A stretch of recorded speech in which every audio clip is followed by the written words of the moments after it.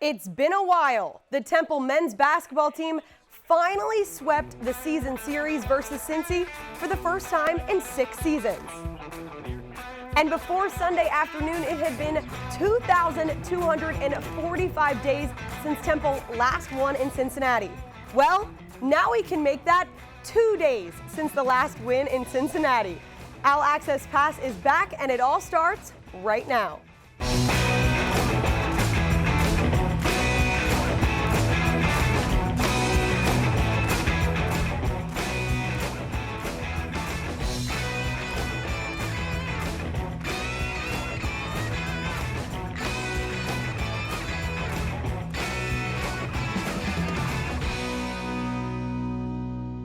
Hello, Owl fans, and welcome in to TV Studio 3 for a brand new edition of OwlAccess Pass. I'm Lindsey Moppert. The roles were reversed this past weekend as the men's basketball squad had a headliner win in Cincinnati, and the women's team suffered a 30-plus point loss at home. The Owls traveled to Cincinnati to face the Bearcats in what became a fairly historic win on Sunday afternoon. Damian Dunn made his return to the court after injuring his ankle at the end of the South Florida game. Dunn put up 15 points and was one of 5 Owls scoring in double figures. Temple led the entire half thanks to players like Ty Strickland, Zach Hicks, and there he is, Hyseer Miller with a career high of 13 points.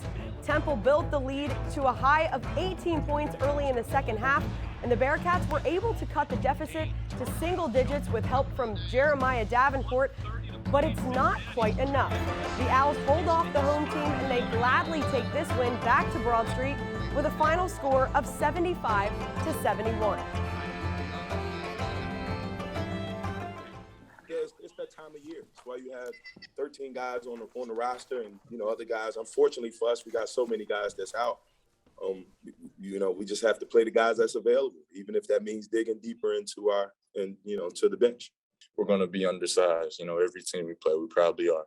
And that's fine with us. But we're going to guard. We're going to get after you for 40 minutes, and that's been our mindset. We're still taking it game by game. We got a few more games until the regular season, and we go into conference tourney play. So I think everyone is in a good spot mentally, physically. We just got to keep building great practice days and keep stacking wins.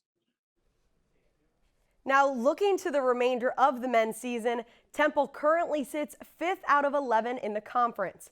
Temple wants that top 5 seed. Remember, the top 5 teams in the AAC get first round bye for the postseason tournament. But it's not going to be easy.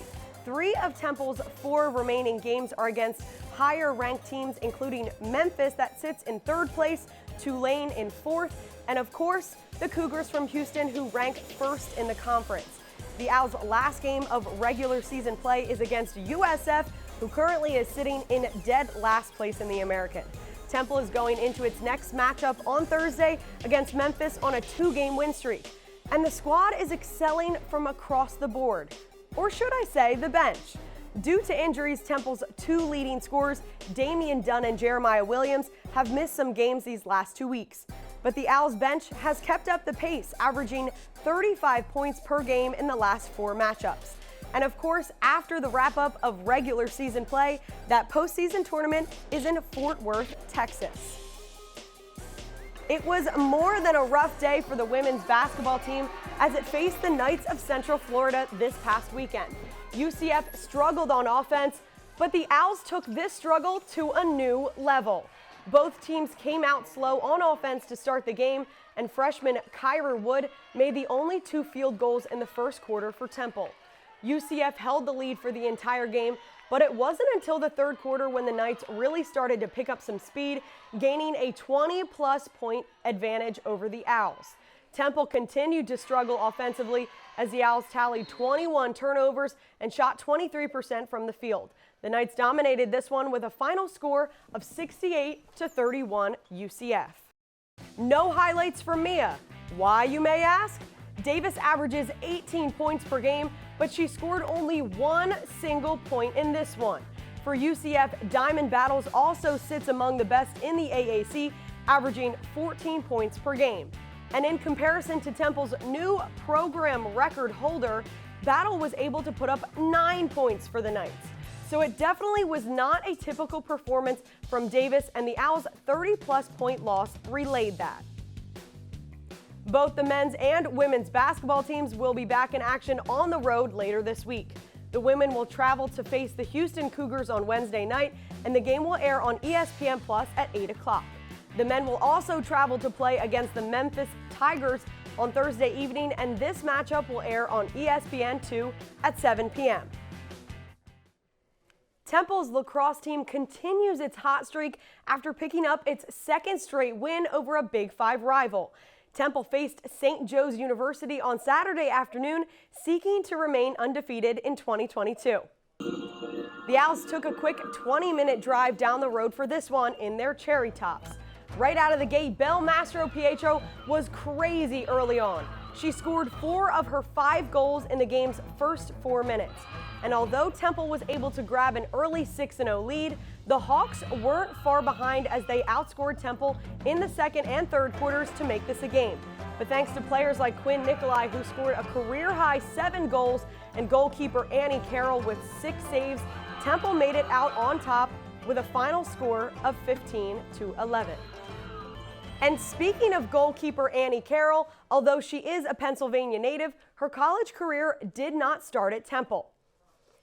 Joining me now over at the studio set to talk about this new girl on the block is Owl Sports Update's Sam Massid. Sam? Thanks, Lindsay. Coach Rosen introduced a new Owl in the net this season, and she's already made a name for herself in the cherry and white. Annie Carroll is a graduate transfer who's played her previous 4 years at UConn and has now taken over the goalkeeping duties. Carroll has started her first 3 games with the Owls and put on some stellar performances.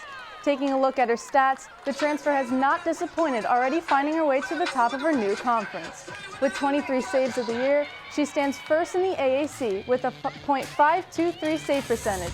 Not only this, but she also averages 7+ goals per game, which ranks second in the AAC. Annie has recently been named the AAC Defender of the Week as well as the National D1 Defender of the Week. Safe to say, Annie Carroll is a name you want to look out for this spring. Reporting from the studio set, I'm Sam Massid. Lindsay, back to you. Thanks, Sam. It's everyone's favorite segment. At least that's what we believe to be the case, even though we really haven't done any focus groups or viewer polling. Anyway, let's mop it up. Each week, I select a great story about a Temple sports team doing things in its community. This week, my pick goes to the Temple football team. Nearly 24 student athletes participated in a couple of different community service activities for the Salvation Army in West Philadelphia on Saturday afternoon. Players were involved in several different tasks throughout the long day. Some teammates worked alongside one another to help organize and stock the food pantry. Others helped to deliver and unload the semi-truck of supplies that will be distributed this coming Sunday. And on top of it all, many guys even helped the organization by picking up trash around the facility.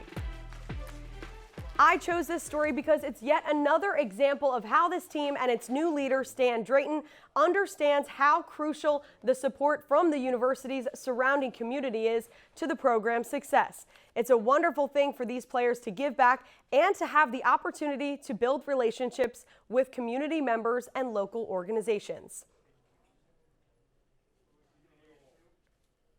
And while we're on football, the Owls' 2022 schedule is out, hopefully giving Temple fans something to look forward to. The upcoming season, which will be the first under Coach Drayton, will get underway when the Owls travel to Duke on September 2nd. Temple will then follow that game with 3 non-conference matchups at the Link against Lafayette, Rutgers, and UMass. The conference schedule will then get started at Memphis, followed with a bye before hitting the road again to face UCF. The last 6 games of the season will consist of contests from Tulsa, Navy, South Florida, Houston, Cincinnati, and of course, East Carolina. And of course, every week here is a busy week at Owl Sports Update Productions. The Monday Sports Brief, I'm here on Tuesday. Wednesday, we've got our podcast, Owl Sports Update, off air with the awesome Jay Rosen. We are live at noon on Thursday with our signature show, Owl Sports Update. Luke Mealy and Josh Safran will be rocking the desk this week.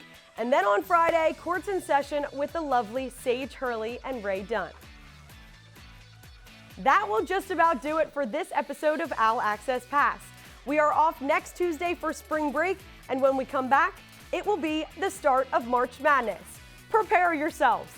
So until then, your access is up. For the entire crew, I'm Lindsey Moppert. Have a fantastic week, everyone.